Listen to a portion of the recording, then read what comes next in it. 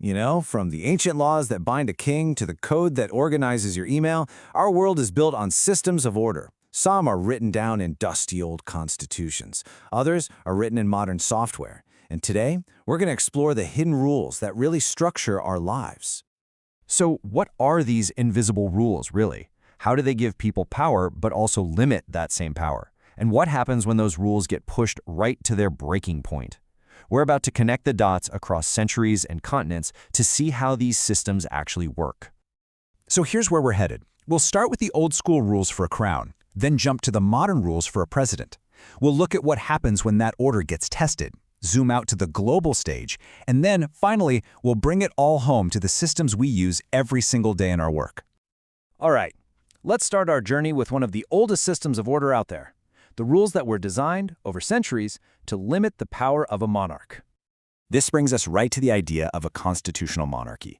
It's basically a system where the king or queen isn't an absolute ruler, right? Their power is actually defined and limited by a constitution. I love this quote from the political scientist Vernon Bugnarnor that just nails it.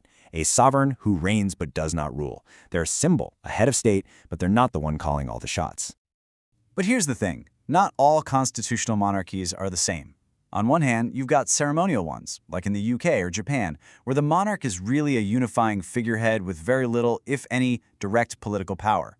But then you have executive monarchies, in places like Monaco or Morocco, where the monarch still has some significant, though not unlimited, power to make decisions. It's a really important difference.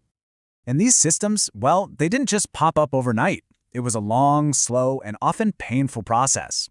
If you look at Britain, it goes all the way back to 1215 with the Magna Carta. That was the first real check on the king's power. And it took centuries through big events like the Glorious Revolution and new laws like the Bill of Rights to build the limited monarchy we see today.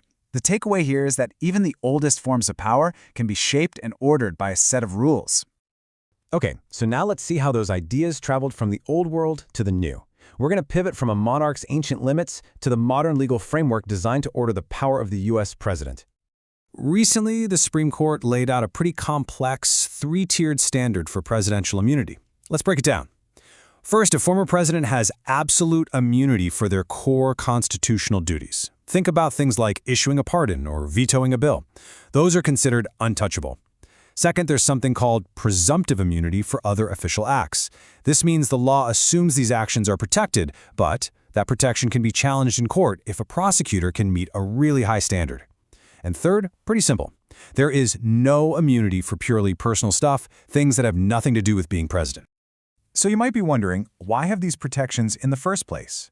Well, the core idea, as Chief Justice John Roberts put it, is to make sure a president isn't paralyzed by the fear of being prosecuted later on for their official decisions.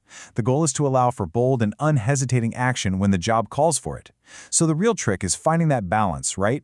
How do you empower a leader to act decisively without putting them completely above the law? Now, what happens when these carefully built systems of order are really put to the test? To dig into this, we're going to look at a fictional scenario from a news source that imagines a constitutional crisis in the very near future.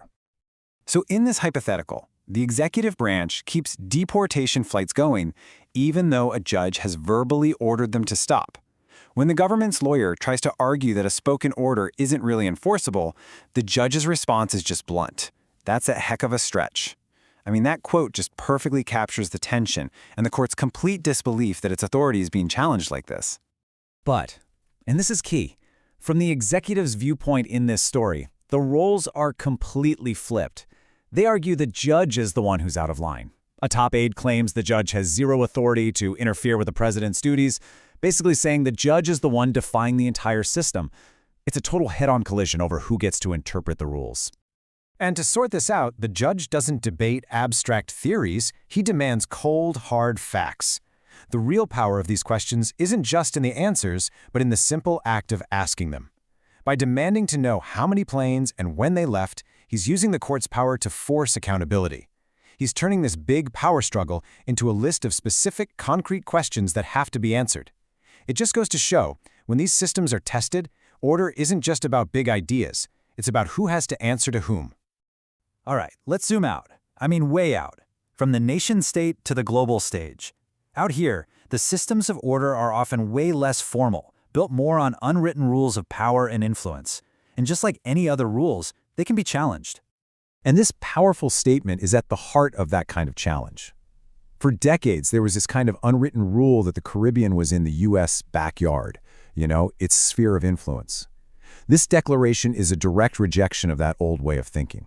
It's a powerful claim of sovereignty from a whole coalition of groups in the region. And this isn't just one voice shouting into the wind. It's a whole chorus. You've got organizations from Barbados, Trinidad, Guyana, even as far away as Uganda all coming together.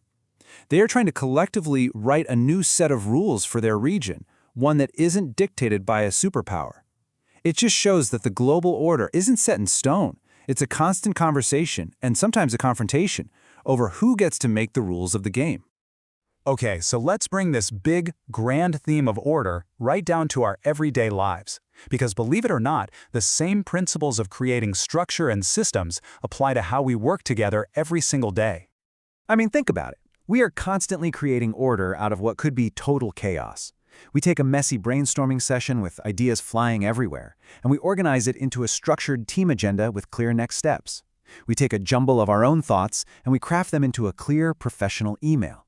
This act of creating structure is just fundamental to how we get anything done. And today we have all these amazing tools that help us do this.